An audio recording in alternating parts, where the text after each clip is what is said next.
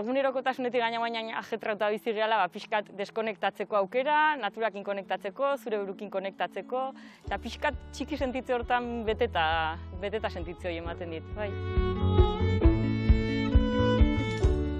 Akantilado zen munduko probako lehenengoa irabaztea, hori adiez kriston sorpresa izan zen niretzat. Emakumetan, Euskal Herrin guaintxo bertan nik uste kriston nibela daula mundu mailan. Isil-isilik eta irribarre bat ahoan duela munduko mendi lasterkari honenen artean sartu da Lide Urrestarazu ordiziarra. Skyrunner World Series zirkuituko lidertzan da eta hori du aurtengo helburu nagusi.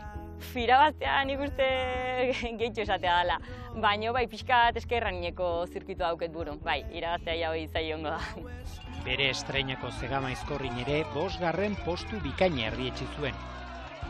Oso ondo, egizan ezin gehiago eskau. Gaina nigo hierritarra izan da, netzat berez izan karrera, ez da honek ikusten zenitun alde guztitan, kriston bultza ematen zizun behaien animok, eta oso polile bai.